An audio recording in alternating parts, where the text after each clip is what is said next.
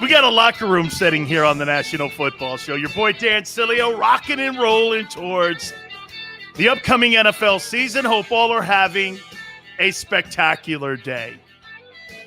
You know, prior to coming on the air, someone said, Sileo, I pray, and I do pray, that you're not going to give yourself arm-breaking backslaps today. Well, that will be almost feasibly impossible because it's Big Sills. And you know how Big Sills rolls. You see, what we have, look at me, I'm being Italian here. What we have here is a lot of people around the United States, a lot of people involved in the NFL. They embrace our show now. They absolutely love what we're doing. They know that we get some of the biggest guests on the planet. And check this little item out. Now, in case some of you out there are young like the dudes that work on my show, the New York Sack Exchange. Sack Exchange? You mean the New York Exchange, right? Where they sell commodities and stocks and bonds. No. See, this is football. And some of the youngsters may not know it, my guys too, which I love the fact that, okay, it's not just an old fart like me here, that we do have youngsters on the show, and I love that fact. But I'm going to show you something that was mailed to me today. This is from the legendary Mark Gastineau. Now, by the way, 107 sacks in his illustrious career. He played in 107 games. He and Reggie White had the distinction of being the only players in pro football history to have a sack in every game that they played. It's incredible when you think of the resume of Gastineau. He's a two-time Defensive Player of the Year. He's on the All-Decade team. He held the single-season sack total for decades until it was stolen from him by Michael Strahan. Remember when Strahan fell down and Favre was there and they were like, oh, hi, buddy. Yeah, you got the sack. He gave him the sack record. It was stolen from Gastineau, and he played on the greatest – I'll take that back. One of the greatest defensive lines in the history of the game. Look at this thing here. Oh, I have to step back. This, my friends, is a signed jersey from all of the New York Sack Exchange guys that was sent to me from Mark Gastineau today. Marty Lyons, Joe Klecko, Mark Gastineau, and Abdul Salam. Look at that. All four of them. The New York Jets gave these out when they had a signing. The National Football Hall of Fame made a commemorative coin to the New York Sack Exchange. I believe this one is for Mark Gastineau, who's on that list of one of the greatest sackers of all time. That's a pretty good gift. I can tell you this. That's going right over there next to my uncle's Ring of Honor. I know all you Eagle guys probably hate this. My uncle's Ring of Honor for the New York Giants and my Leroy Selman. So what a way to start the day off, getting a gift like that from a New York Jet legend. And believe me, Jet legends, I don't know. How many do you let's think about that for a second. Who would you consider a New York Jet legend? You can start with Namath, obviously. Okay, let's do this now. Who? Curtis Martin. Okay, it's Gastineau. It's Klecko. Who else? Jason Taylor played there a little bit. Who else would you go? I'm trying to think. Wesley Walker? I don't know. My point is, not a lot of New York Jet superstars. That's why that jersey is significant, because the Jets have been the landfall, or how about this, the pit of NFL players. That organization has sucked since they won that Super Bowl in '69. All right. So let's move on here. Something happened that was incredible yesterday. I could not believe what I was watching yesterday. I just could not believe it. And I posted it on my Twitter page, @Dan Sileo Show. Folks, I can't believe what I saw yesterday.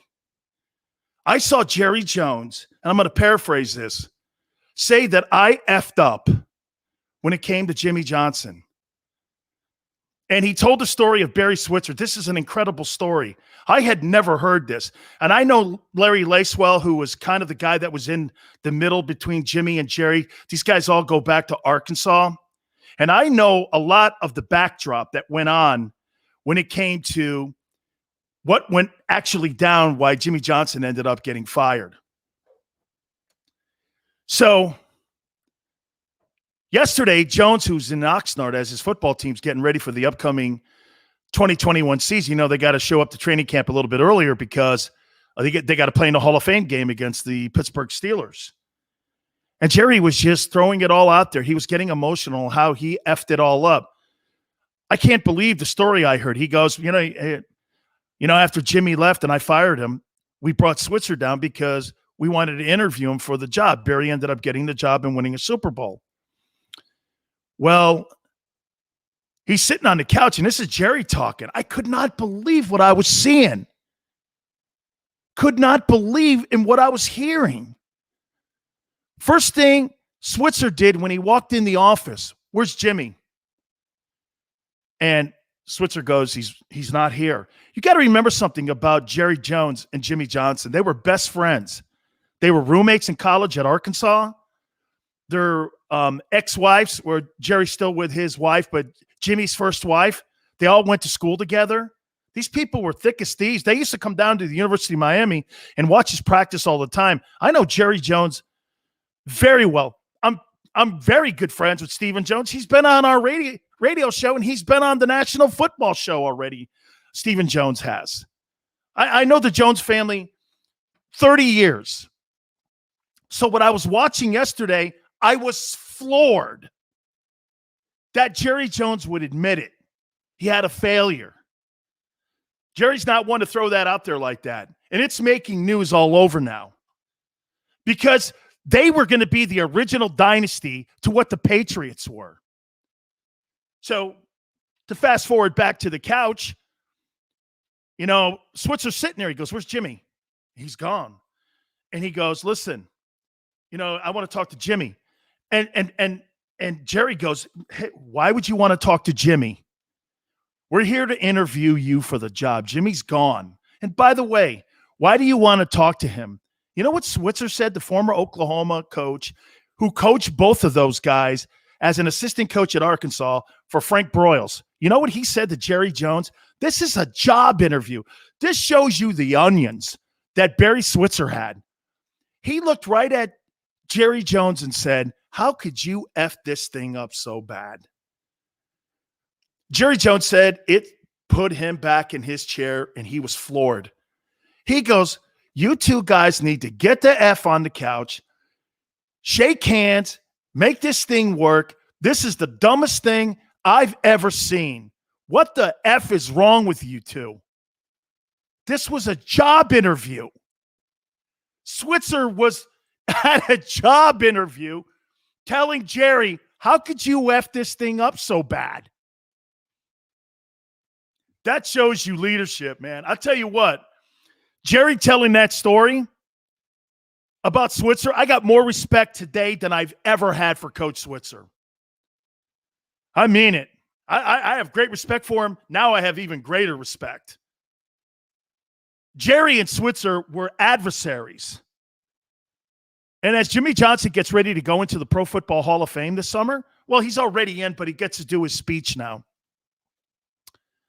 To see Jerry Jones admit that he effed it all up was remarkable. By the way, in the last 25 years, do you know how many wins the Dallas Cowboys have had since Jimmy Johnson left? And I know Switzer won a couple games, but that thing ended horribly.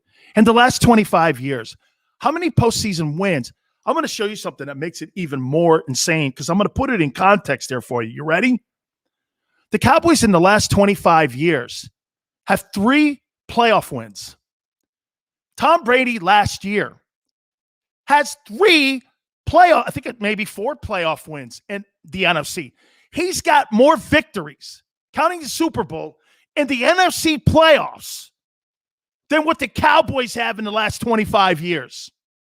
And he did that in 1 year. That shows you the failure that thing was. That Jerry Jones let that thing just implode.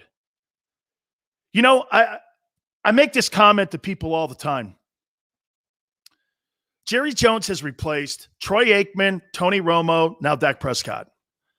He's replaced Emmitt Smith. He's got Ezekiel Elliott, right? He's replaced Michael Irvin, got Amari Cooper. He's had other guys, right? The one man he's never been able to replace has been Jimmy Johnson. And that's why it's got to just absolutely rub him such the wrong way that his greatest asset, since he bought that team in 1989, I was there when he bought the team. I was there when the transition was going from the Tech Schramm and Tom Landry regime to the Jerry Jones and Jimmy Johnson regime. Gil Brandt was still in the building, but I was there. I even posted the very first training camp letter that we got from Jimmy. It's on my Twitter page. I was there. I saw the whole thing play out. I couldn't believe what was going on, that they booted Tom Landry like that. I was there. Get all these people writing stories on guys with pads and pens. That's a beautiful thing about Big Sills in the National Football Show. We talk from experience. I was in the building, in the room, sat there and watched the transition go from one coach to another and one regime to another. I was there.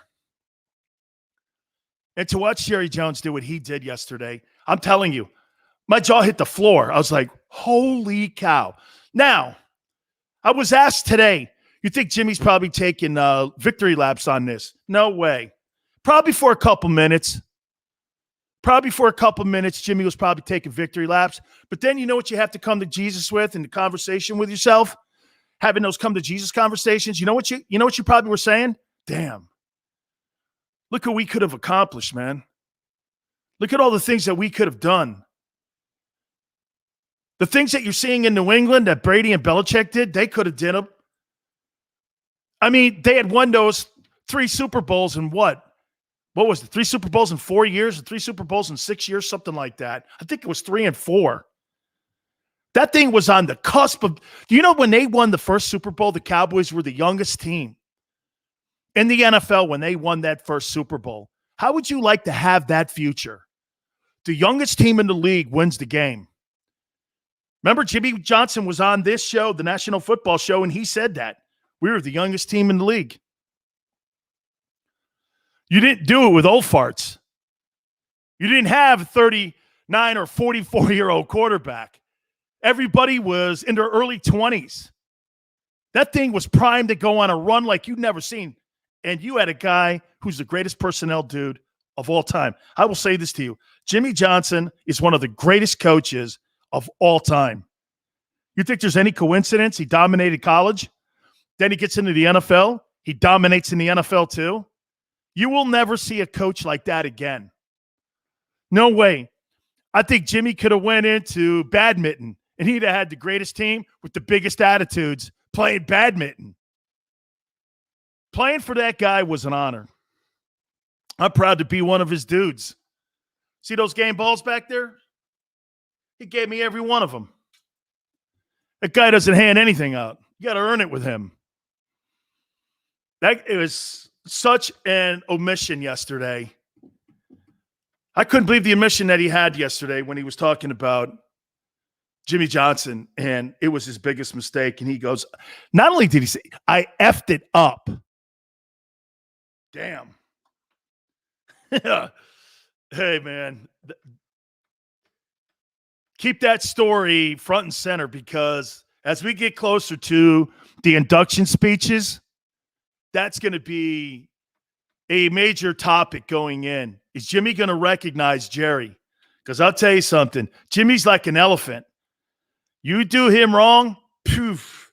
I wouldn't want to be on that bad dude. I wouldn't want to be on that guy's bad list. Absolutely not. All right, let's move on. Couldn't believe it. I effed this thing up. Wow. All right. I tweeted this out at Dan Sileo show last night when I heard this news. Bye-bye, Big 12. Bye-bye.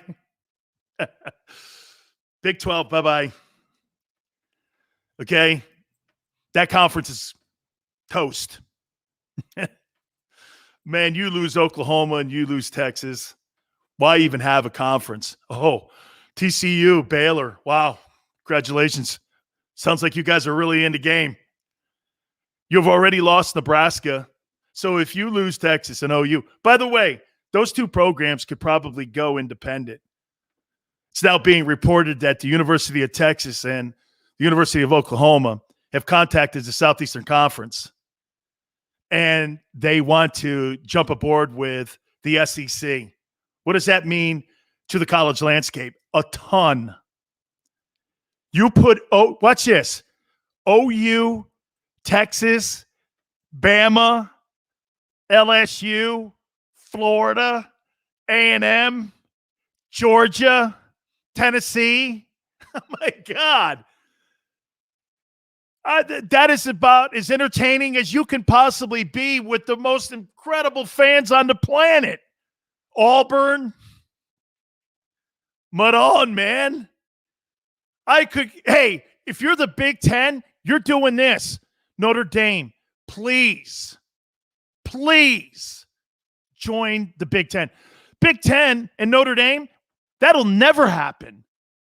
Notre Dame, if they're going to join a conference, they showed you what conference they would have went to last year because their academic requirements and their philosophy lines up more with the ACC. They would never join the Big Ten. Never would you ever see Notre Dame in the Big Ten. By the way, I'll give you a little history lesson here. You know why they would never do that? Because back in the day, when Notre Dame was struggling and they were getting ready to shut the school down because kids weren't going to Notre Dame because of the war and stuff, the only program from the Big Ten that decided that they would continue to play Notre Dame to help them with money was Michigan State. You ever notice why Michigan State is never taken off that Notre Dame schedule? It's because of that relationship with Michigan State and the academies. The academies promised Notre Dame that they would play them, and that's why Notre Dame plays Navy and Army every year. It's because of tradition, because of loyalty. 3 programs you'll never see off the Notre Dame schedule. Michigan State, Army, and Navy. Never happened. Never in a million years. That's why they dumped Michigan. They dumped Michigan because Michigan voted against them back in 1920 on joining the Big Ten. Notre Dame has held that against them ever since. Michigan State was the only one in the conference that wanted them to try to join because they were begging to join the Big Ten. Big Ten said no. You think the Big Ten wants Notre Dame now with that television package that they have with NBC that pays them like $600 million a year? Notre Dame makes a killing off that NBC deal. Why do you think Notre Dame is wanted on every single television set? You know why? They get ratings, and they have that incredible contract with NBC. How did they get that contract with NBC? Dick Ebersol, the former chairman, is a Notre Dame guy. He's a Notre Dame guy who used to sit on a TV committee for the NFL, Ed DeBartolo. He's a Notre Dame guy. They cut that deal 30 years ago.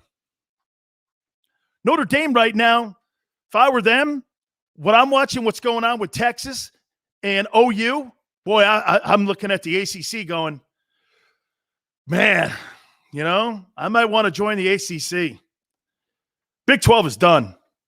If those 2 programs leave, they've already said it. Get this. When their contract is up, they want out. Here's why. Last year, the Big 12 overall in revenue made $380 million, which is not bad. You know what the SEC made? $800 million. The SEC almost made $1 billion in revenues. See, you have to understand something about college sports. They're tax exempt if they're a state institution.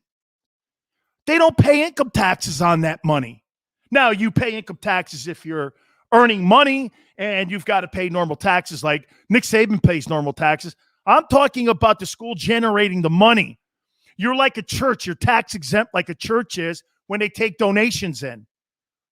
How do you think they pay Nick Saban's salary? You know what Nick Saban's base salary is? It's like $260,000. He's the highest paid employee in the state of Alabama. I think it's like 260, something like that I thought I saw. But he makes $11 million a year. You know why? Donations that roll into the Alabama Sports Fund. That's all tax exempt. Don't pay income taxes on that. How do you think Alabama could just go, hey, Nick, you like that house up there in Fond du Lac, Wisconsin? They got great pike, northern pike. You want to go up there and you need a house, you need a plane, you need a helicopter. You just, you know that credit card that says Alabama, big money?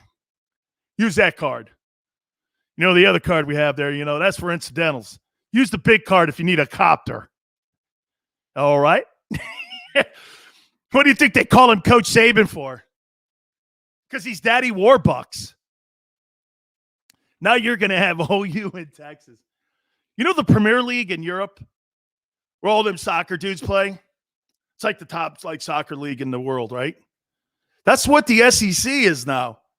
It's the top league in all of college sports. I would say this to you. You think the Southeastern Conference is bigger than the NCAA when it comes to their football department? Yeah. Watch this. Hey, USC versus Cal. Sorry, Cal. USC versus Cal. Okay, yeah, well, I'm not caring. USC versus UCLA. Yeah, great. No, I'll look in the stands if you're showing me chicks and stuff. But that's not really a good football game. USC and Oregon. Maybe.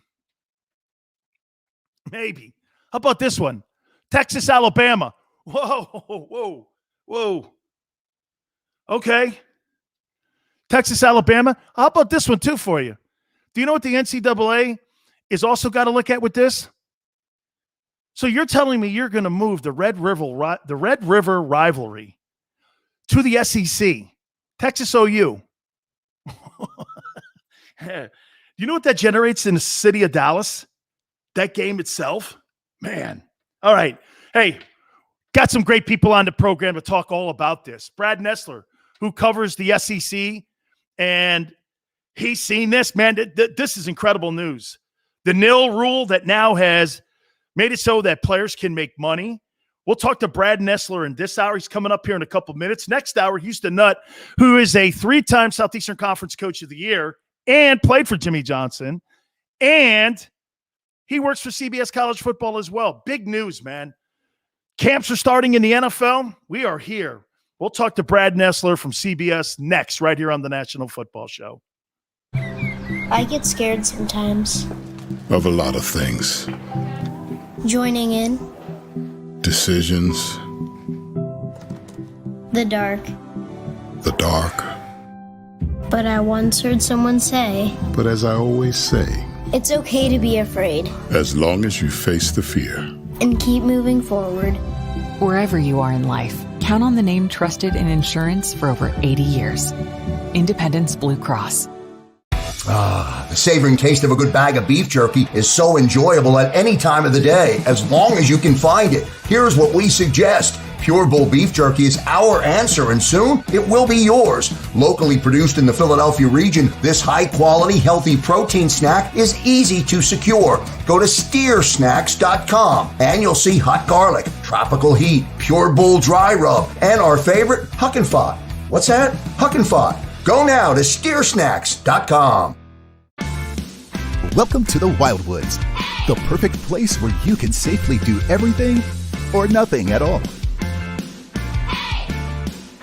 Catch a wave, take a nap, go for a drive, grab a bite. It's your vacation, and we're doing everything we can to make it a safe one. The Wildwoods. Your vacation, your way. The International Brotherhood of Electrical Workers, Local Union 98, is a proud sponsor of The Labor Show with J. Doc and Krause every Saturday night from 6 till 8 p.m. IBEW Local 98's highly trained and superbly skilled electricians are the best in the business, setting the highest safety standards in the electrical industry. So when you're planning your next industrial, commercial, or residential project, choose an IBEW Local 98 union contractor. Learn more at ibew98.org.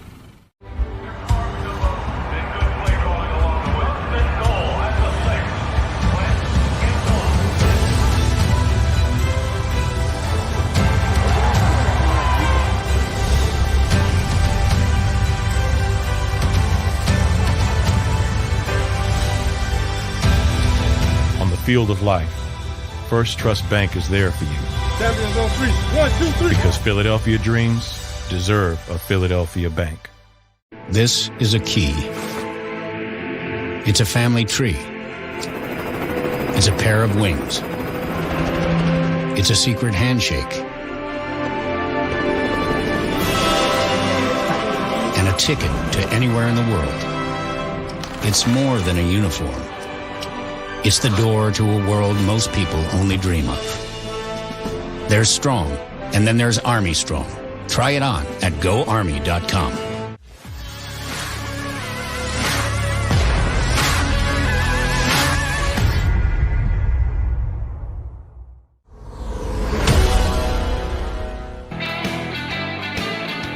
Welcome back to the National Football Show. Dan Sileo. Brad Nessler from CBS Sports will join us here in a minute. Man, landscape of college football is changing. And by the way, it's changing, I think, for the better. Brad may disagree with me on this one. You know, some people are on one side of the aisle here. They think this new nil rule is going to be harmful to the game. Some people think that it's going to be the best thing on the planet. Like I said before, not everybody has a true chance on winning a national championship every year, even if you go undefeated. You know, they used to try to sell that misnomer that if you go unbeaten, you should have a chance at the national championship. You know, I used to say that that's absurd. That's not the case. The best record in the NFL doesn't always dictate the best team in the NFL, right? Thank God the NFL doesn't subscribe to the way college football thinks. That notion that you have to have the best record and you're not taking into account who you're playing. Like if you play in the NFC East all year and you have a 7-9 record, you truly believe that you shouldn't have a shot if you win the NFC East? What if you go on and magically, for whatever reason, make it to the Super Bowl and you win it? Okay, maybe the division was harder than you thought. You have no idea. It keeps it open for everybody in the NFL to have a chance if you make it to the second season. In college football, you have to have a great record, and that is always smoke and mirrors sometimes when you're doing that. I have always believed that the best record in college football doesn't necessarily mean that you're the best team in college football. The Southeastern Conference every week beats the hell out of itself because they have the best athletes, they have the best facilities, and they have the best coaches in the country. If you're a 7-3 or an 8-3 Southeastern Conference team, and say you go unbeaten in the Big 12, no disrespect here, and I'm not throwing shade on the Big 12 here, but that 8-3 SEC team could probably beat the pants off that undefeated team in the Big 12. Let's see if he agrees with me. One of my favorite broadcasters covering the best conference in the country, and that was the Southeastern Conference. He is our friend, Brad Nessler, and he joins us now. Boy, things are really shaking up here, aren't they, here, Brad, over the last couple of weeks. Thanks for coming aboard, my friend. Hey, Dan, how you doing, buddy? Oh, good. Hey, I want to let's first start it out. You've covered the Southeastern Conference for so many years here. Boy, this news last night, Brad. I mean, Texas and OU now making a call to potentially join the Southeastern Conference. I think it was like $780 million that in a pandemic they still generated a year ago. What impact do you think this would have on the college game if they do take those two teams in? Well, Dan, I think, was it 9 or 10 years ago when A&M and Missouri came in and we said, this is the beginning of 4 super conferences. Everybody was guessing that. And now if this is true, and, it keeps becoming a hotter rumor every day, I guess, and where there's that much smoke on a rumor, maybe there's some fire to it, I guess. I think it's the beginning of 4 super conferences if they do this. The effect it'll have on the SEC, I mean, on one hand, can you have any more great teams than the ones we're just talking about? Texas and OU, and I've done the Red River rivalry so many times. One of my favorite games that I don't get a chance to do anymore. So to bring those 2 into the SEC, it's like the NFL, man. It would be unbelievable.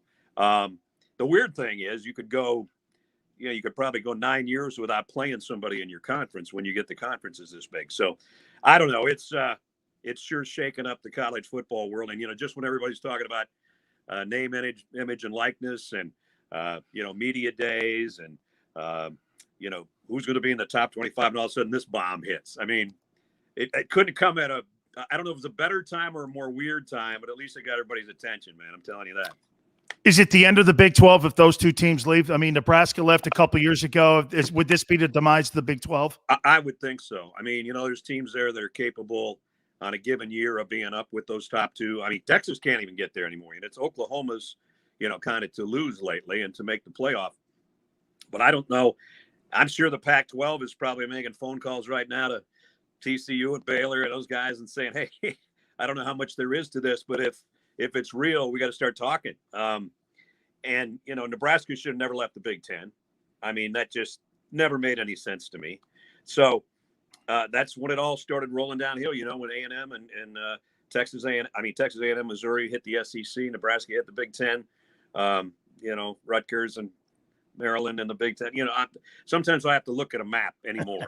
And I've been doing this a long time, man. So yeah, I would think that would be the end of it, and those other teams would get dissolved into another major conference. Let's throw this in here too. Notre Dame is always the wild card. When I played, Brad, we were all independent. When I played at Miami, Penn State was an independent. It was really a great era of independent teams. Pitt was an independent, and Florida State was too. So we really had a great independence. Now, being independent like BYU and Notre Dame, I don't know how that's beneficial. Now, the NBC contract obviously protects Notre Dame a lot. Right. I mean, if you're the Big Ten, you do everything you possibly can to try to bring them in. I know Notre Dame has always had this, this heritage memory on they didn't want them back in the day in the conference. They're more aligned with the ACC.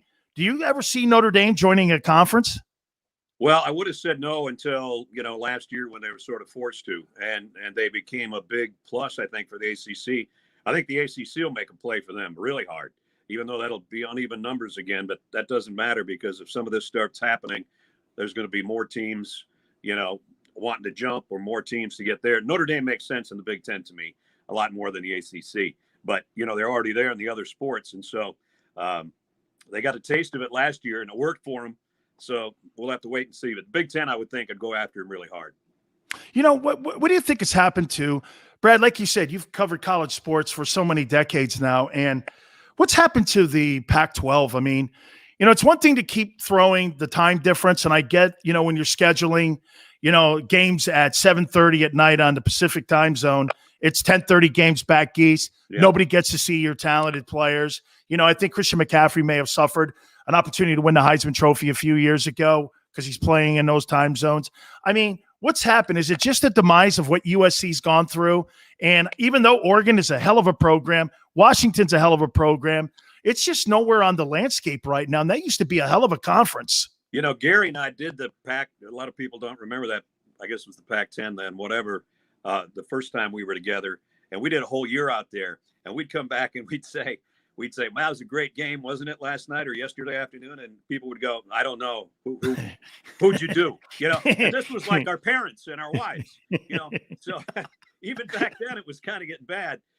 On a year-by-year basis, Oregon hits a good spot. Stanford hits a good spot.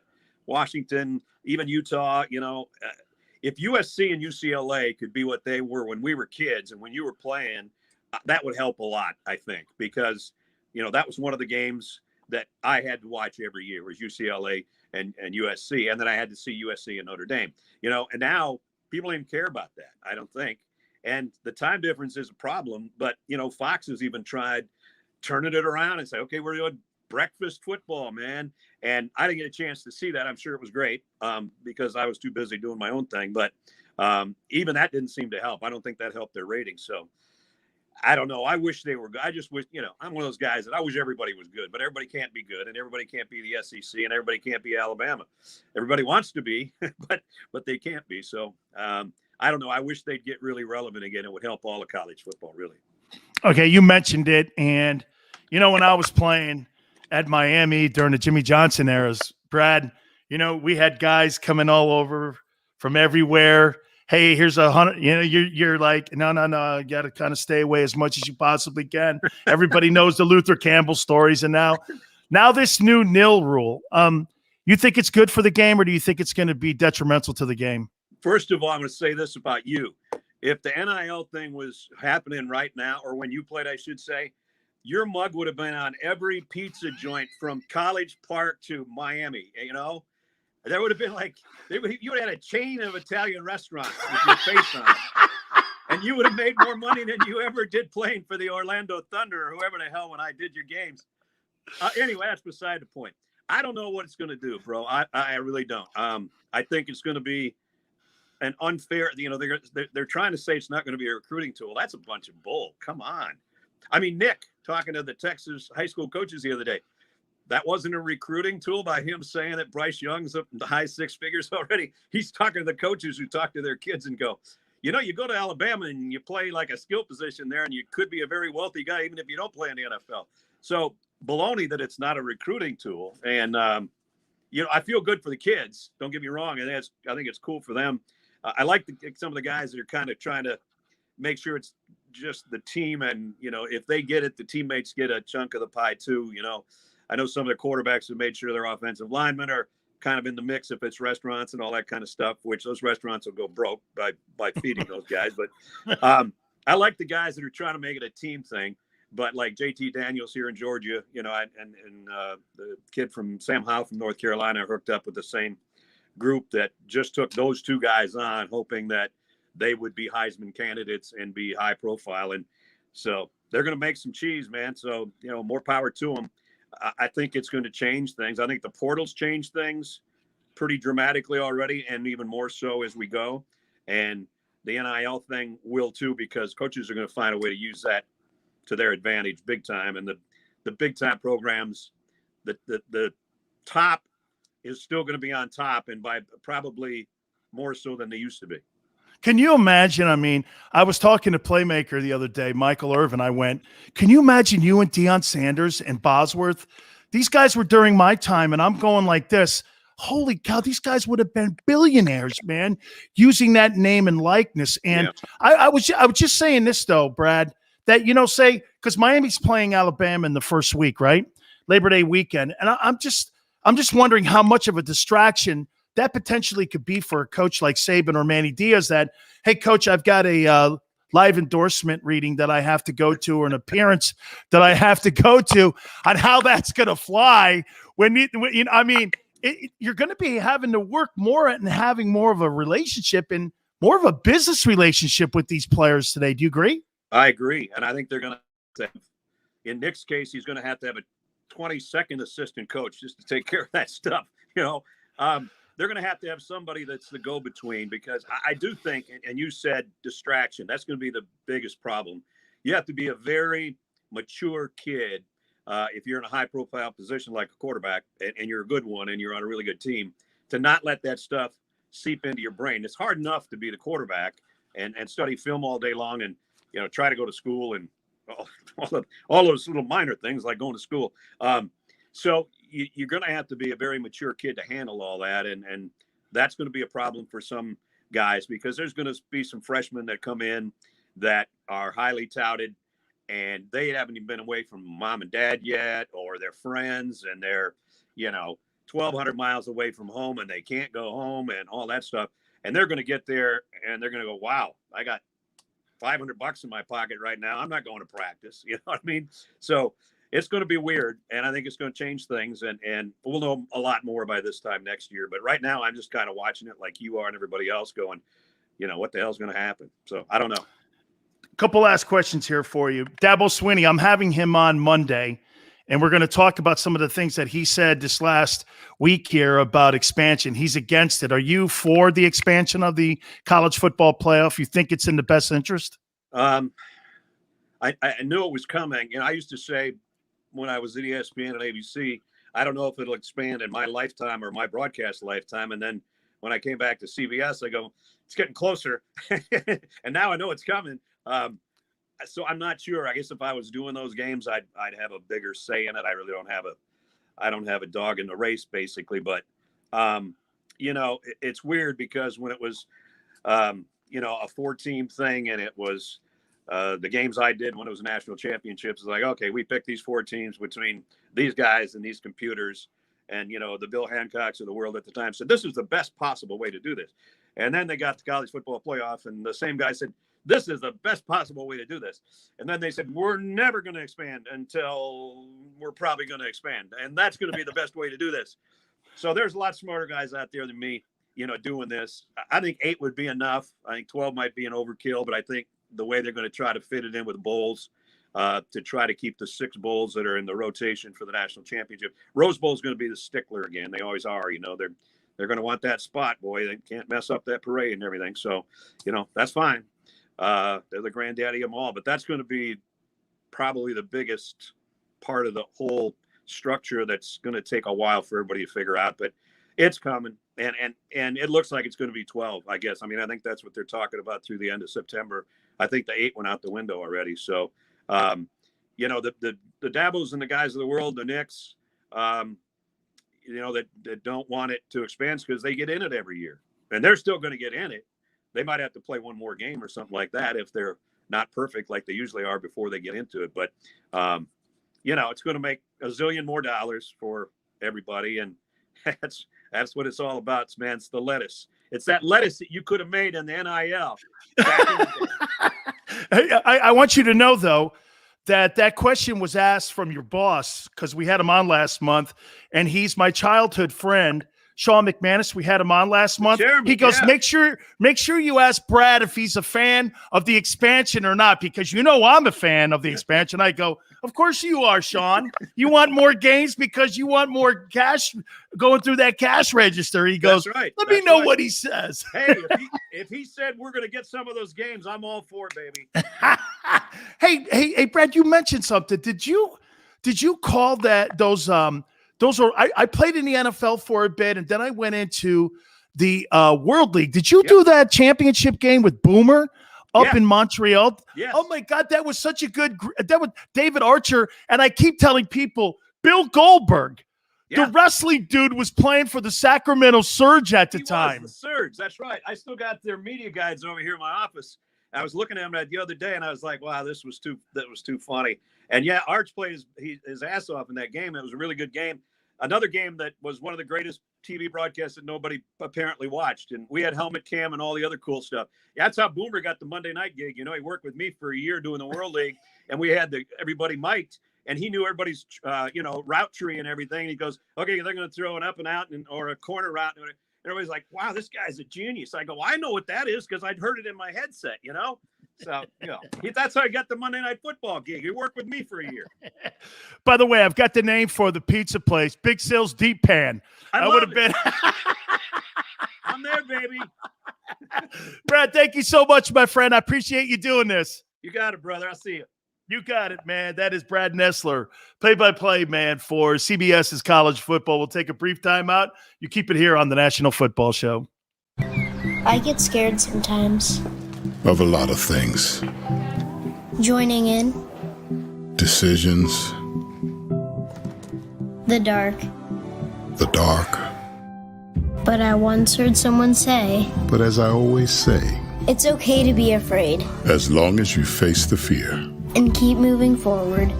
Wherever you are in life, count on the name trusted in insurance for over 80 years. Independence Blue Cross. The savoring taste of a good bag of beef jerky is so enjoyable at any time of the day, as long as you can find it. Here's what we suggest. Pure Bull beef jerky is our answer, and soon it will be yours. Locally produced in the Philadelphia region, this high-quality, healthy protein snack is easy to secure. Go to steersnacks.com and you'll see hot garlic, tropical heat, Pure Bull dry rub, and our favorite, Huck and Fod. What's that? Huck and Fod. Go now to steersnacks.com. Welcome to the Wildwoods, the perfect place where you can safely do everything or nothing at all. Catch a wave, take a nap, go for a drive, grab a bite. It's your vacation, and we're doing everything we can to make it a safe one. The Wildwoods. Your vacation, your way. The International Brotherhood of Electrical Workers, Local Union 98, is a proud sponsor of The Labor Show with J. Doc and Krause every Saturday night from 6 till 8 p.m. IBEW Local 98's highly trained and superbly skilled electricians are the best in the business, setting the highest safety standards in the electrical industry. So when you're planning your next industrial, commercial, or residential project, choose an IBEW Local 98 union contractor. Learn more at ibew98.org.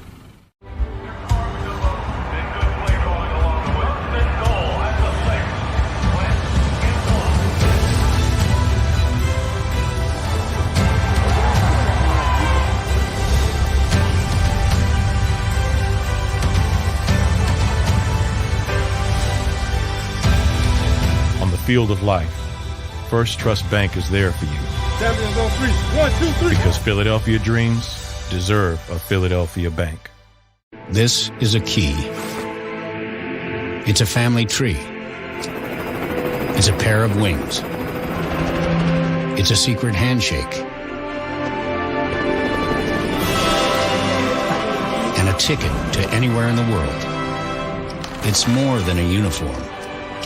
It's the door to a world most people only dream of. There's Strong, and then there's Army Strong. Try it on at GoArmy.com.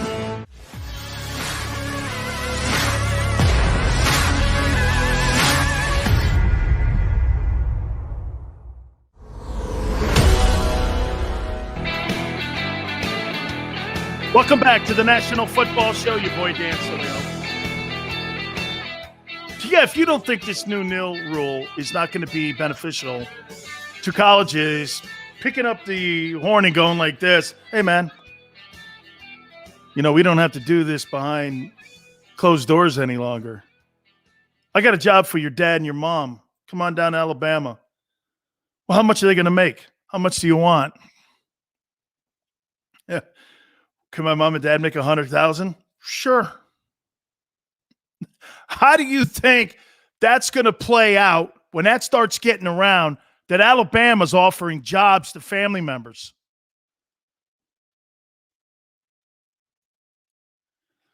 Hey, how'd you like to come be an assistant coach at Alabama? Does my son have to come? Well, the only reason I'm asking you to come and join us is because you coach the hell out of your son. You must be a good coach. But if your son ain't coming, that job ain't there for you. Also, I'm not coming on my merit. No. I'm offering you a job because your son's spectacular and we're giving you an opportunity. Well, then my son doesn't want, okay, have a great time at Fond du Lac University. Oh, yeah, and you're working at Simo's Pizza. Hey, those deliveries, you get about $20. No disrespect there. Your tips are about $20. Or no, better yet, at Simo's Restaurant and Pizzeria in Fond du Lac, Wisconsin, at Eagle Creek University, you know what your tip is? Don't smoke in bed. Don't smoke in bed. Or eat crackers in bed. Kidding me? This is going to be at the SEC Media Day, they were asking, Nick's putting on the shade. Well, this is terrible and da-da-da. And how's it terrible? Your quarterback's going to make $1 million. I don't even know how you say that with a straight face behind a microphone. Here, I'm going to do it. Hey, Coach Saban, your guy, Bryce Young's not played it down for your program, and he's about ready to make $1 million. What's your thoughts on it? See, it's guys like you. That's what you got to do immediately. See, it's guys like you that look at it as a bad thing here and throw that out now and start making the money an issue here. The kid came to Alabama before that nil rule was put in place. You got to come up with every single reason. And you know how you always stop a guy from asking a hard question? It's a technique. You holler back at him. Trust me, I learned that in my Italian household. It was never about who was right. It was about who was the loudest.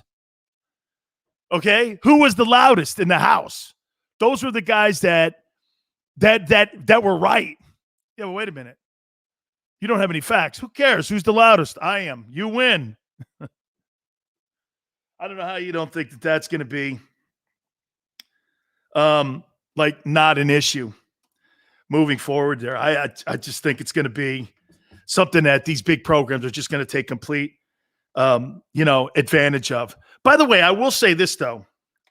If I am Oklahoma and I am Nebraska and or not Oklahoma and Texas, I will look at what happened to Nebraska. When's the last time Nebraska has been relevant? You know, when I was a kid, Nebraska was always great. 11-win team, playing for a national championship with Coach Osborne. Man, that end, Big Red, now they're roadkill. They went to the Big Ten, took the money. Now they're just irrelevant. They're a big rival. You know what it is? Iowa.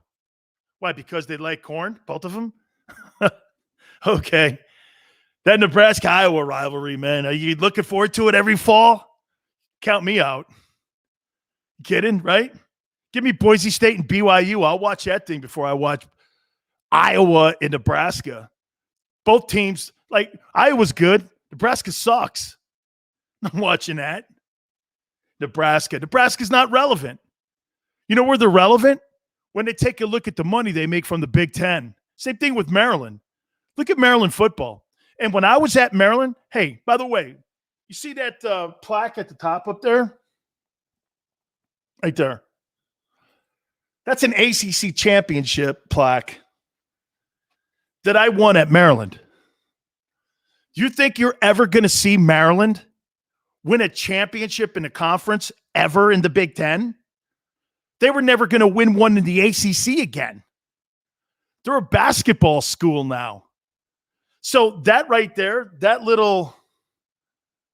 plaque right there is probably a collector's item for Maryland Terrapin fans. Hell, when I left the program, it was probably one of the best times in the history of the program. Boomer was the coach, or Boomer was the quarterback, and Bobby Ross was the head coach. You're never going to see that thing again. Look at Nebraska. They're never going to win a Big Ten title. If you're OU, you think, watch this. So Oklahoma, you think Oklahoma having destroyed all those teams in the Big 12, which suck. Watch this. What teams do you think in football are good in the Big 12? Texas hasn't been really great in the last 15 years. Who else? Baylor? Kind of. TCU? Kind of. Who else? Iowa State? Now we're talking about teams that people are they the Cyclones? Yeah. I mean, if you don't know the nicknames of the teams that we're talking about, I'm going to stop talking about them. I guarantee you I could line up 15 people. You couldn't name me all the teams in the Big 12. So, and Oklahoma and Texas, well, not Texas really, because they got beat by Kansas a few years ago. They're beating up all them nobody programs. And then when they get out of conference, they get railroaded. You think you go into the SEC? You think OU's ready to take on this? So OU gets their schedule, or Texas gets their schedule. I would say this to you. Oklahoma might have an above 500 record at 6-5. No way Texas does. No way. Texas is 4-7 in that conference. Look at what those SEC teams have to play every week. A&M, Florida, LSU, Mississippi State, Bama, Auburn. Come on, man. South Carolina. You ain't getting through that schedule unscathed. And you're going to lose half your roster as you get into November and December. You got to have a full 85-man roster to go through that thing. That's a gauntlet, man. Hell, by your 10th game, the Kentucky game is a hard game. Vanderbilt isn't a snooze any longer. That conference is powerful, man. Now you're adding 2 of those teams. I'll tell you what, it'll help their recruiting. It will help their recruiting. A lot of college news today. All right. Did you guys happen to see the picture of Big Ben showing up to Steeler training camp? I think he had his shirt off. Have you guys ever seen Blades of Glory with Will Ferrell? And he has his shirt off and he's playing like this skater guy. His body is, seriously, it's something that looks like a guy who works at Dunkin' Donuts. Okay. You gotta take a look at his body, man. I know you want to see what a skater looks like. And I love that movie. It's funny as hell. And he's playing this skater. I don't know if you've ever seen this, Blades of Glory. And his body, seriously, man, is like a Pillsbury Doughboy. And Ben Roethlisberger's walking in. I don't know.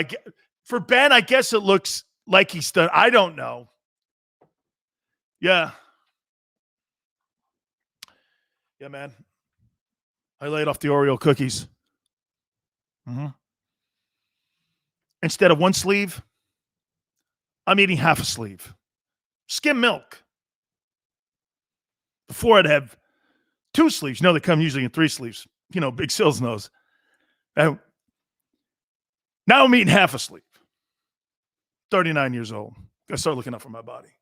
Skim milk. And when I wake up, you know, those jelly donuts I talked about yesterday. I heard Sileo, commenting on them. I don't have jelly donuts any longer. Just donuts. Only 1 a day. Before it was 6 a day. I got to have 3 before I go to bed.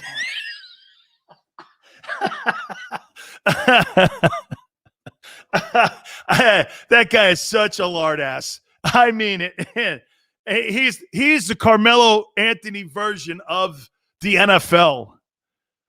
And he's showing up and he's going like this and like he's a model off the beaches of Monaco. He's walking, hey man, that's, see me at Cannes? You're like, bro, man, you're a fat body. You've always been lazy. This is your last year in Pittsburgh. Everyone knows it. I know you want to. You see, what's happened here is that Ben's been given an injection of not wanting to leave. That's why he took a pay cut. We had Kevin Colbert on this show saying that if Ben didn't take a pay cut, he wasn't coming back. He wasn't coming back. So Big Ben the Jelly Donut, it's now saying, yeah, this is we're gonna have an iconic year. I'm gonna call him Jelly from now on. Ben Roethlisberger's new nickname is Jelly. So Jelly thinks that, maybe if I can get my body into shape at 40. We started out on that 11-0 run, and everybody kept saying this. It's only going to be a matter of time before Ben blows out a fat cell, and that team ends up 1-5 down the stretch, which they did. And now he's like, yeah, well, we're primed and ready to go. Just like what Howard Balzer said yesterday, I got questions in their offensive line. But Ben Roethlisberger, dude, that guy is on a respirator right now when it comes to his career in Pittsburgh. If Ben wants to play next year, it's going to be somewhere else. It's not going to be in Pittsburgh. That dude's going to have to find another zip code if he's going to play. And you know it. So, yeah, Jelly should be a very interesting year in Pittsburgh. I actually like Jelly. Yeah, I do. Big fan of Mike Tomlin. Steelers will always be in a conversation because the organization is one of the gold standard organizations in the NFL. But when it comes to, Big Ben, or jelly. We'll see. All right. Story came out right before we went on the air. So the NFL is coming out with new protocols now. And a guy who works on my show's favorite topic, vaccinations. And I think it's pretty interesting. Tom Pelissero came out with it just a couple of hours ago. And the NFL's changing its protocols on how they're going to go forward this year. So we're going to hit on that. It's actually some pretty big news. We'll do that next. Don't forget also, we will have Houston Nutt, 3-time Southeastern Conference Coach of the Year, in hour number 2. You keep it here on the National Football Show. I get scared sometimes. Of a lot of things. Joining in. Decisions. The dark. The dark. But I once heard someone say, But as I always say, it's okay to be afraid. as long as you face the fear. And keep moving forward. Wherever you are in life, count on the name trusted in insurance for over 80 years. Independence Blue Cross. The savoring taste of a good bag of beef jerky is so enjoyable at any time of the day, as long as you can find it. Here's what we suggest. Pure Bull Beef Jerky is our answer, and soon it will be yours. Locally produced in the Philadelphia region, this high-quality, healthy protein snack is easy to secure. Go to steersnacks.com, and you'll see hot garlic, tropical heat, Pure Bull dry rub, and our favorite, Huck and Fod. What's that? Huck and Fod. Go now to steersnacks.com. Welcome to the Wildwoods, the perfect place where you can safely do everything or nothing at all. Catch a wave, take a nap, go for a drive, grab a bite.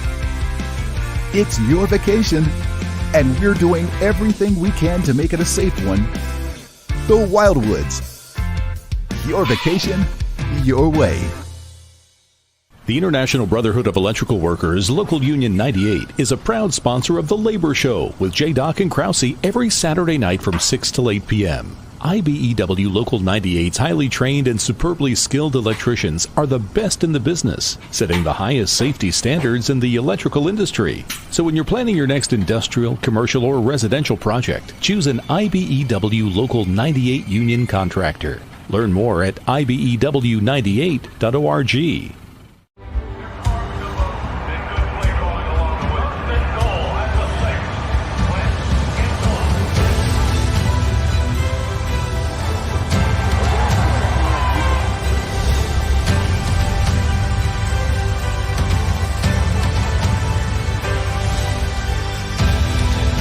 Field of life, First Trust Bank is there for you. Champions on 3. 1, 2, 3. Because Philadelphia dreams deserve a Philadelphia bank.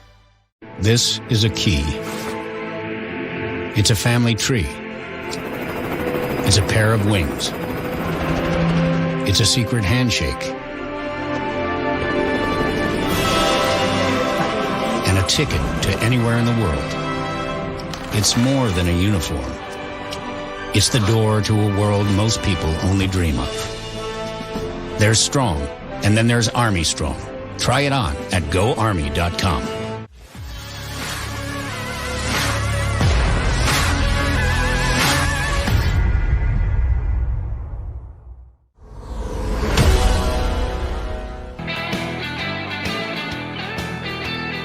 Welcome to Hour 2, Dan Sileo, National Football Show. Houston Nutt, CBS's own college football analyst. We'll talk to him at the bottom of the hour. I love Barry Switzer.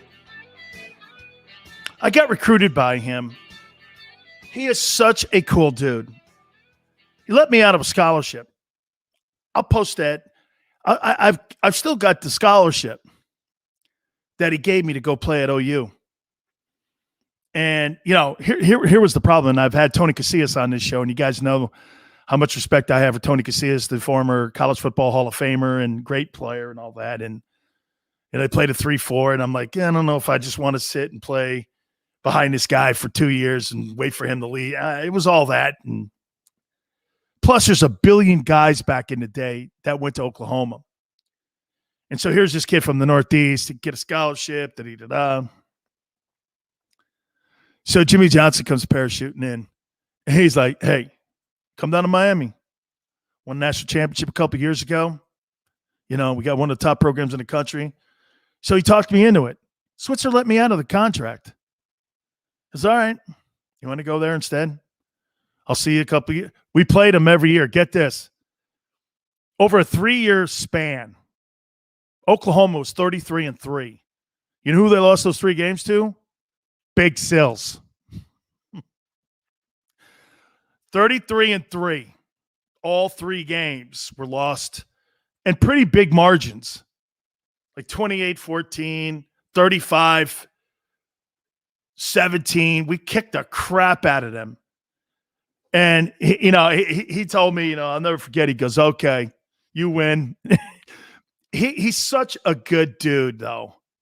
And he's so honest. You know what made him a really cool coach? I'm going to show you what genuine is. And he applied that his entire life when it came to dealing with players, well, whether it be at Oklahoma or when he was with the Cowboys. And the story now is that he tried to get Jimmy and Jerry to come together. Think of that for a minute. Barry Switzer tried to bring the 2 of them together. You got to understand something. I'll bet you $10, man. Jimmy didn't know that story because he was not a Barry Switzer fan. He hated that dude. And he must be floored that Barry told Jerry off. How could you F this thing up? You know what made Switzer so great? And I've heard guys that played for him. You've heard Tony Casillas, who played for him on my program. Barry Switzer, you ever heard of his book, Bootlegger's Son? His parents were bootleggers. Legitimate. Came from nothing. This guy would walk into people's homes, and he would walk into African-American kids' homes that had dirt on the floor, grass for roofs, potbelly stove. And Barry would pull a chair up, sit right there. No way is a guy like Lou Holtz or Joe Paterno or any of those coaches back in the day going to roll into those places. Switzer just pull a chair up, walk right in there, and he'd get them Oklahoma kids, man, to go play there. He was as genuine as it could possibly be. You got to remember something about Lou Holtz. Remember the coach? Sound like Elmer Fudd? I just got things you got to do. I don't want to tell you what you got to do. Notre Dame is the good. Sorry, but what was that, Coach? Are you recruiting me? Check over. Every program that Lou Holtz coached when he went on probation, all the way back to William and Mary. And the reason he left William and Mary, said, well, there was just too many Marys and not enough Williams. When you get too many Marys and not enough Williams, that's why you don't go to William and Mary and play football. I was like, okay, that's pretty funny, but okay. But hey, Jimmy used to always do this with Lou Holtz because we would play Notre Dame, right? And beat the pants off them. That's just Miami team. Best team I've ever seen. I've never seen anything like speed, talent, toughness. I mean, these guys. Coach, your team's 11-0. Jimmy would always do this. Lou, your team's undefeated. Stop that stuff, man. We're sitting there watching him at a press conference, right? This Miami team. I don't know how we're even going to line up next to him. Dude, you're 10-0. Yeah, right? You're not pulling that over on us. It's one thing if you're 6-5. These guys are showing up there, and Chris Zorich, who played on them teams, man, he's a dear friend of mine. He'd always go like, you guys never bought into that. I go, are you kidding me? You guys were usually undefeated when you jumped in on us. I go, no, nobody bought Lou. It's the best. I don't know how we did it. You're like, get your guy about that. Notre Dame. Yeah, all right, Lou. Great. He's a great character, though. I like Lou, too. Played golf with him a couple times in Orlando. He's a good dude. He is. But funny, man. But Barry Switzer's the best. I miss those type of characters, both in the NFL and college football, that had those charismatic coaches. Do you really think you see that now? I know you get Gruden doing this. Hey, I like, the pirate guy and, quarterback school and, I'm the guru and, hey. You're like, that does nothing for a pro. College kid, hey, that's cool. Pro guy, the guy's a dope. Hey, y'all, you don't got to play with the Raider way. You guys are 19 to 29. Hey, John, you're 19 to 29 since you've come back to Oakland / Vegas. Okay? Hey, you're 19 to 29. You're a couple games over 500 as an overall head coach. I know you got a Super Bowl, but you're not better than Dick Vermeil. That guy's not genuine. I've said it before. You know who those dudes are. Speaking of genuine Dick Vermeil, Switzer, genuine. Just a really good dude. All right. So Krause, my boy, one of his favorite topics. A new story came out. Tom Pelissero came out just a couple hours ago. And now the NFL, and the story's trending, that they're now putting new protocols on the, quote, unvaccinated players. So let me get this right. The NFL doesn't give a rat's ass about players with CTE, but now they care about guys with potential COVID issues. Wow. How can you take it serious? Players have put shotguns in their mouths, blown their brains out, taken a shotgun to their chest so you can operate on their brain. I told you this story before. Junior Seau shot himself in the chest so that the doctors, Bennett Amalu, could do autopsies on his brain for CTE. And I'm supposed to believe that this is the same league that cares about COVID-19 and the coronavirus? How do you take that serious? Honestly, how do you take that serious? And here's what the new protocols are. If you are a football team that comes down with an outbreak of the coronavirus during the season, we saw this play out last year with the Denver Broncos. They were just putting dudes on the field, and it was an awful look for the league. Okay? They played some guy, a quarterback, that was like a 13 wideout, and he had played quarterback in high school or something. It was so terrible. You talk about competitive balance and disadvantage. That game should never have been played. So you know what the NFL's come up with? Because now they're playing politics. Again, sports and politics. They never mix. It's oil and vinegar.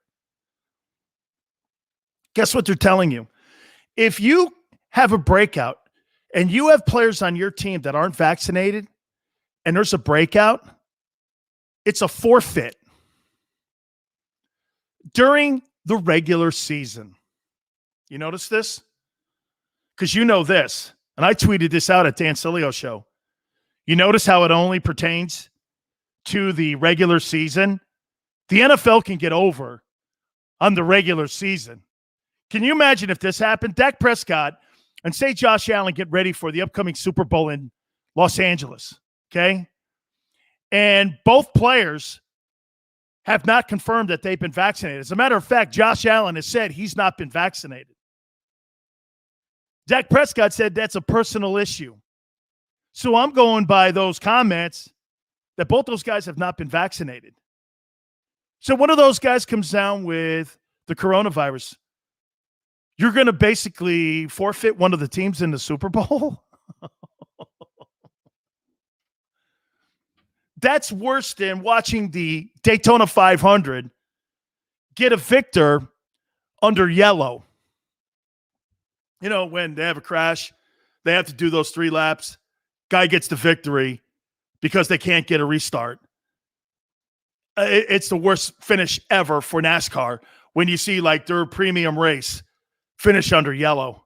It's never a good look. I know they got through it, but you're all like this. That's a terrible look for NASCAR.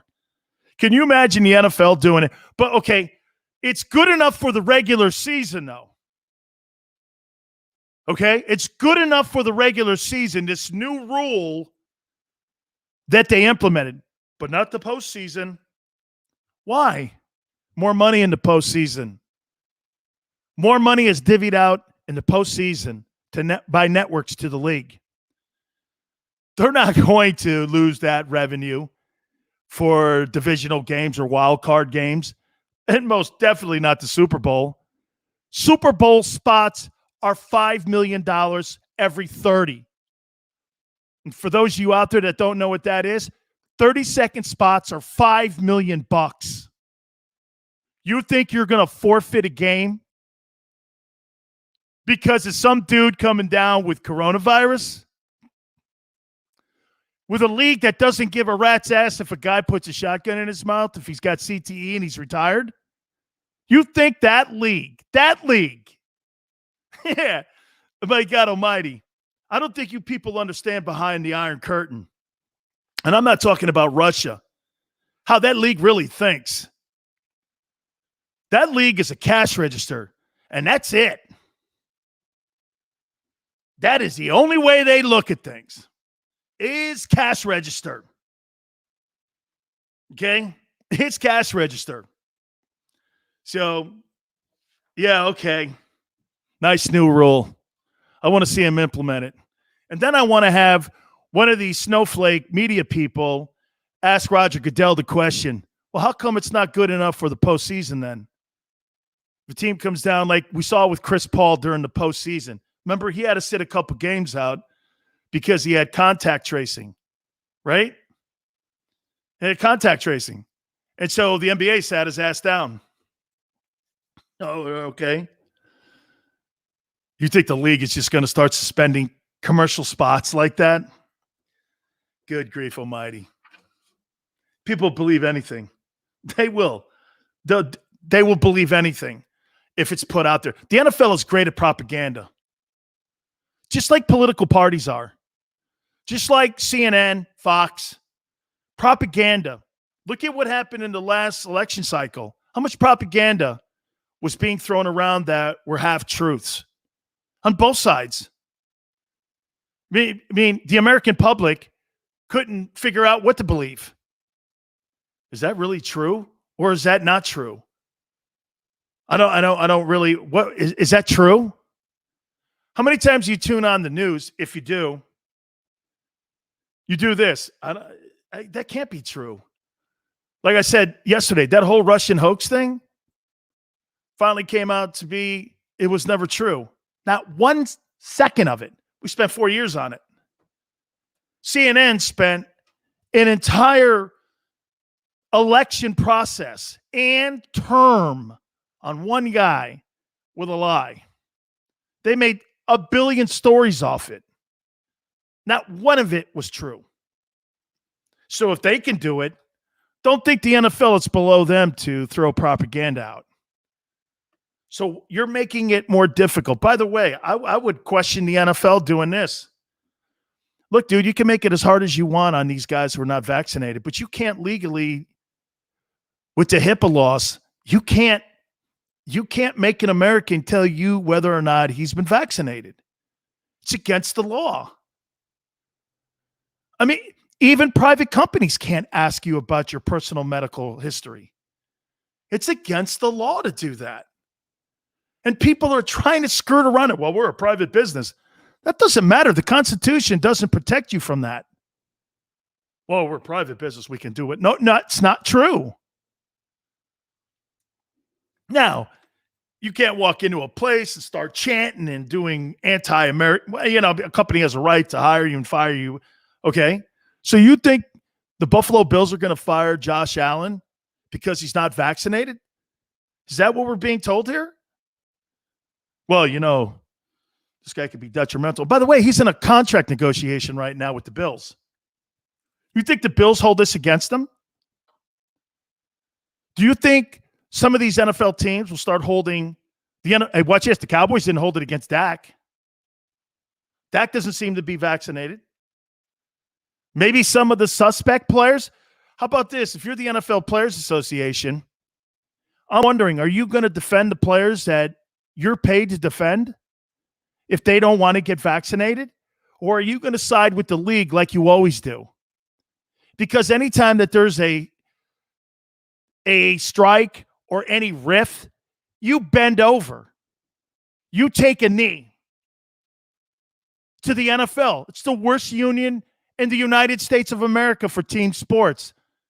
The NFL's the biggest league, strongest league, with the weakest union. D. Smith is in the pocket of Roger Goodell. What do you think is in the best interest of us? What gets our current players? It's always about the current players. It's never about the guys who those current players stand on the shoulders of. Never anything like that. Never. It's never anything like that. Trust me when I tell you. All right. So the Olympic Games start on Friday, I think. Opening ceremonies. I got to hand it to LeBron James on one thing. He's got to be one of the most vocal athletes that we've seen in recent memory. And hey, and for the record, I'm going to give him a solid here. You ready? He's got conviction on his beliefs.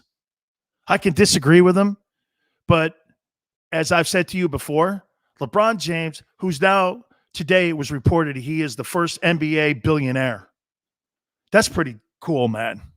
Look at what he's built in his time in the league in 17 years. He's a billionaire athlete. 17 years. LeBron James has made himself a billionaire. That's awful impressive. I don't care how you look at LeBron. You can hate his politics.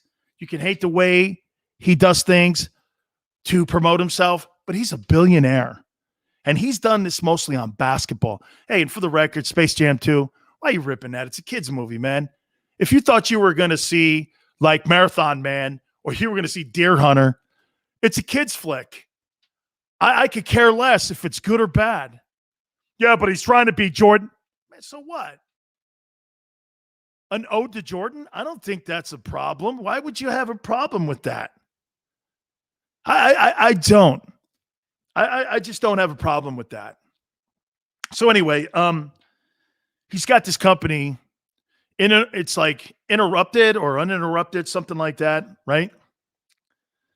And his company has come down on this Rule 50 that the Olympic Games has, that you can't do any protesting on the podium. And it's silencing of the athletes. That's what he looks at it as. Look, I admire that. But there's also part of me that goes, dude, it's one thing to say that, but then have an unholy relationship with China. Your shoes are made in a country where 87% of Nike's wear is made in China. You make them for cents on the dollar, then turn it around and sell them to inner city kids. It's the most un-American company you could possibly have, Nike. And you're trying to tell me that you're okay with the Chinese government. By the way, let's always have a distinction here. Not the Chinese people. They have nothing to do with that unholy government. Nothing against the folks. That's what this country has a problem with. You kind of like wrap it all up in a bow. That's not true. Okay, Chinese people are great people, hardworking. I'm talking about their unholy government. How can you have a relationship with an unholy government like that? Be cool with that. Put people in concentration camps. And then you turn around and tell us how bad the Olympic movement is with protesting and how bad our country is. He can't get around that. All right. More on this college football stuff and college games. We'll talk to Houston Nutt. We'll do that next. You keep it here on the National Football Show. I get scared sometimes. Of a lot of things. Joining in. Decisions. The dark. The dark. But I once heard someone say, But as I always say, it's okay to be afraid. As long as you face the fear. And keep moving forward. Wherever you are in life, count on the name trusted in insurance for over 80 years. Independence Blue Cross. The savoring taste of a good bag of beef jerky is so enjoyable at any time of the day, as long as you can find it. Here's what we suggest. Pure Bull beef jerky is our answer, and soon it will be yours. Locally produced in the Philadelphia region, this high-quality, healthy protein snack is easy to secure. Go to steersnacks.com and you'll see hot garlic, tropical heat, Pure Bull dry rub, and our favorite, Huck and Fod. What's that? Huck and Fod. Go now to steersnacks.com. Welcome to the Wildwoods, the perfect place where you can safely do everything or nothing at all. Catch a wave, take a nap, go for a drive, grab a bite. It's your vacation, and we're doing everything we can to make it a safe one. The Wildwoods. Your vacation, your way. The International Brotherhood of Electrical Workers, Local Union 98, is a proud sponsor of The Labor Show with J. Doc and Krause every Saturday night from 6 till 8 p.m. IBEW Local 98's highly trained and superbly skilled electricians are the best in the business, setting the highest safety standards in the electrical industry. So when you're planning your next industrial, commercial, or residential project, choose an IBEW Local 98 union contractor. Learn more at ibew98.org.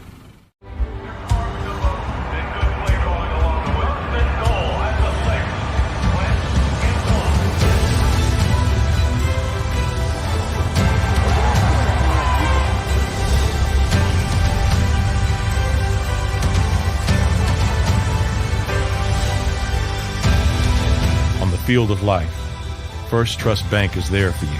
Champions on 3. 1, 2, 3. Because Philadelphia dreams deserve a Philadelphia bank. This is a key. It's a family tree. It's a pair of wings. It's a secret handshake. And a ticket to anywhere in the world. It's more than a uniform. It's the door to a world most people only dream of. There's Strong, and then there's Army Strong. Try it on at GoArmy.com.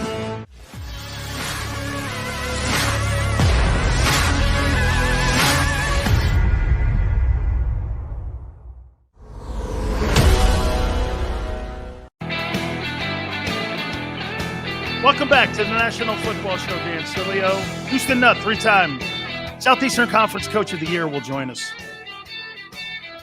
Man, the news in the SEC and college football as we're going through all these media days, it's incredible.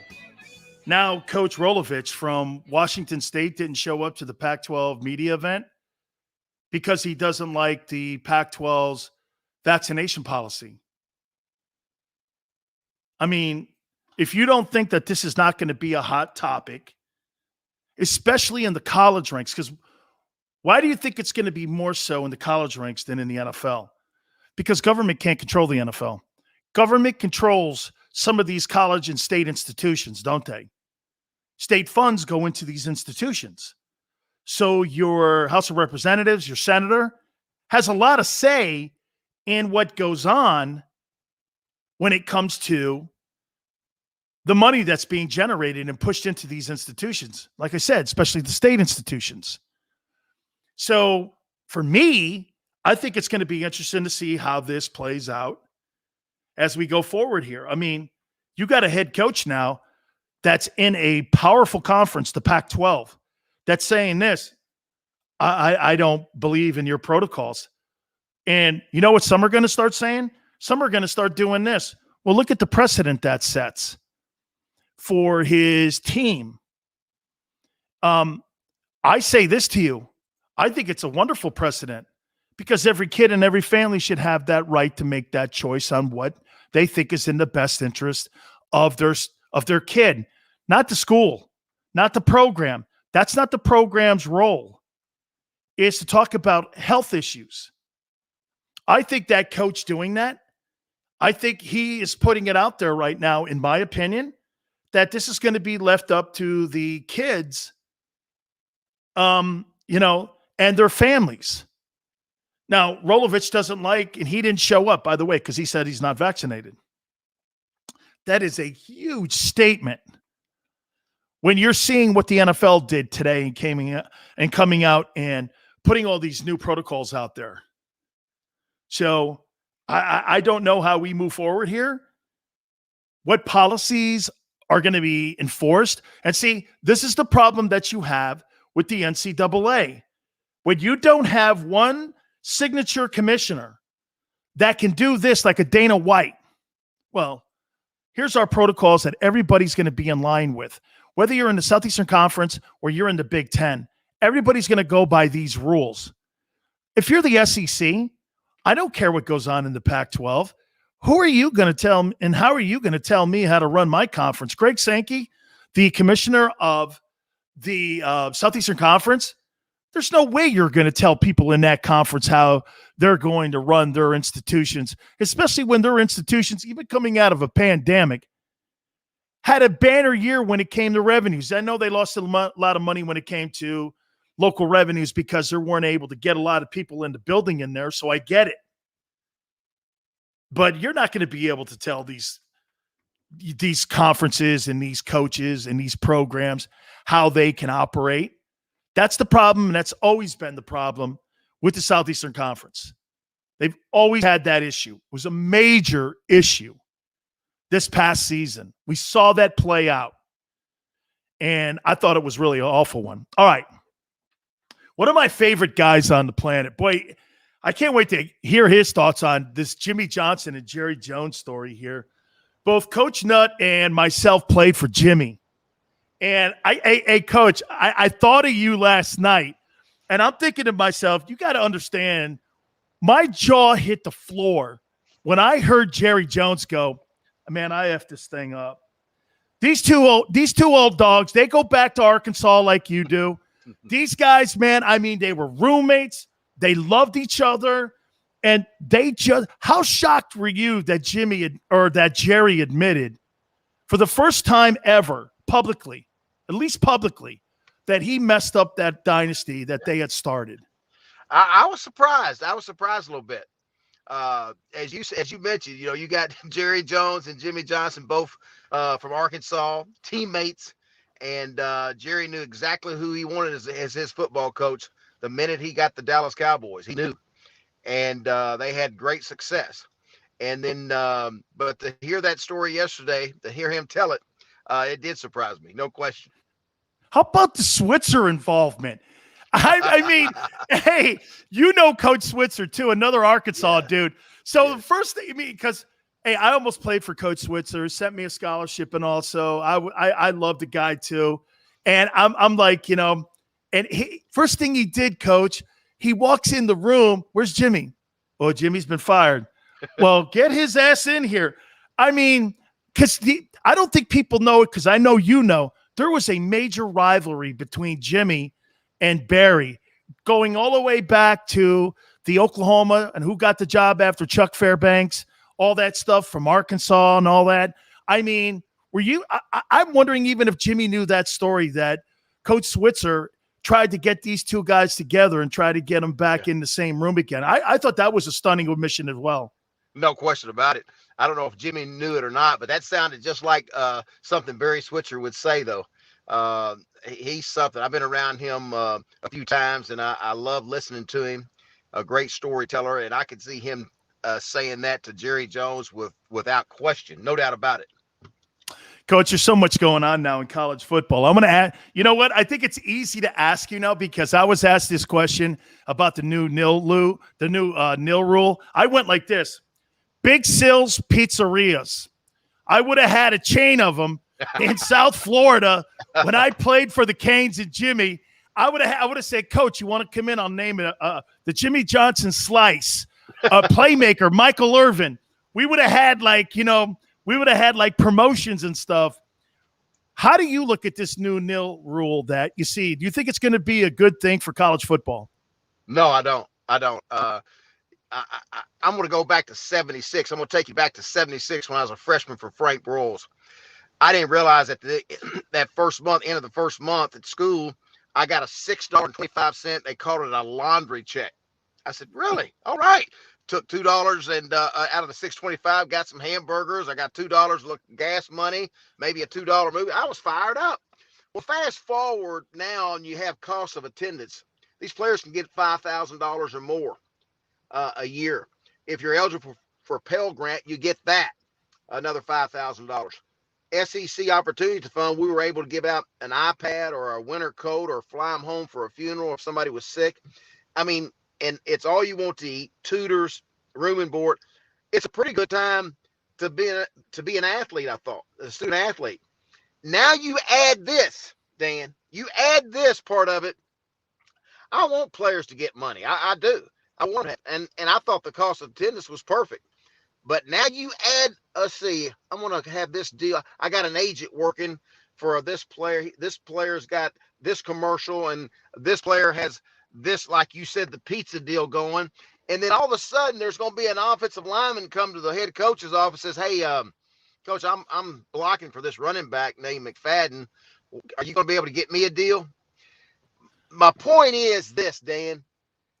You know, it's always been pretty equal. You know, you eat, you got tutors, you got this, you got cost of attendance check. Now, all of a sudden, it's individualized. And so your locker room is fixing to be disrupted. Now, the coaches, I just been amused at all the coaches. They're talking a great game. They're all for it. And they got to say that. They got to say that. Because there's going to be some players out there saying, wait, coach is not for this NIL. He's not for me getting my deal. And so you got players right now that already are making money, and they hadn't played a down. Dan, they hadn't stepped on the field yet, and they got money coming in. So I just think I hope it's not too bad, but I don't see how it's going to be good. Coach, I gotta tell you now that a lot of stuff is in the open here. I got a call from SMU back in the day, and I won't name any names or coaches. I don't want to throw any shade on anybody. Hey man, we got opportunities down here for you. I go, I heard. I go, I said, I heard, man. I go, you know, but you also have Jerry Ball and Michael Carter down there. So I was like this. I'm like, you know, I don't know. And then like, well, we got an opportunity. I'm going to fast forward you to now. Watch this. I'm going to play a role here for you. Hey, this is Coach, you know what, of Auburn University here in the SEC. Did you see what that quarterback's making at Alabama? And by the way, he ain't ever played it down. He's making $1 million a year now. I'm going to make that job. And what I'm going to do also is, do your parents need jobs?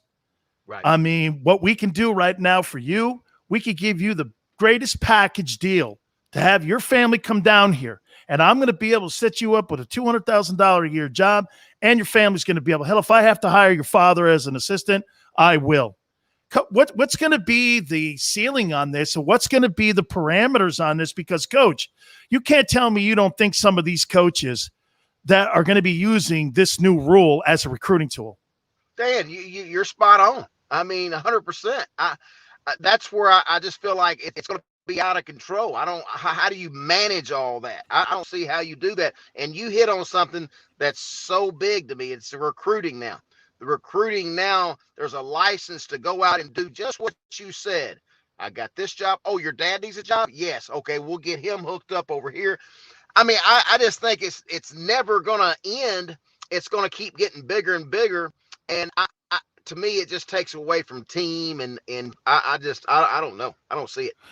You know what, too, Coach? You know, you look at all the things that got Reggie Bush in trouble is now basically legal. I think we just lost our connection here with Coach Nutt. We'll see if we can get reconnected here in a second. We were just talking about like jobs for like your family. I mean, what's to stop some of these coaches from like, you know, going out and now offering family members some of these jobs? Coach, I want to take you into another level here. And that is the news that came out today with Oklahoma and Texas potentially leaving the Big 12. First, let's start with what that'll mean for the Southeastern Conference if you're able to get those two teams in the SEC. Oh my goodness. Well, here we go again. You're getting just it's going to be so big. I mean, it'll be huge. You get Texas and Oklahoma. You're talking about brand names. You're talking about tradition. And so you got two more major powerhouses coming to the league if that happens. And so, again, to me, this is all about the almighty dollar. You know, it's money, money, money on this deal, the way I'm seeing it. And again, I'm just now reading, and I'm just now, just like you, just hearing it for the first time this morning. It blows my mind. But I'll say this to some Oklahoma coaches and Texas coaches: be careful now. be careful. Be careful that this league can mess up a record now. Hey, Coach. hey, Coach. Hey, now, I said this earlier today. I go, hey, there ain't no Kansas States and Kansas in the Southeastern Conference. Hey, you may be going undefeated in that sorry-ass Big 12. And I say that because if we're comparing that conference to the SEC, right, a 9-3 team in the Southeastern Conference would win the Big 12 every year. So, I mean, I don't know if you're fundamentally ready, especially on the defensive side of the ball, Coach. I mean, in that conference, the SEC, it's the lines. O-line and D-line are spectacular in that conference. And when I look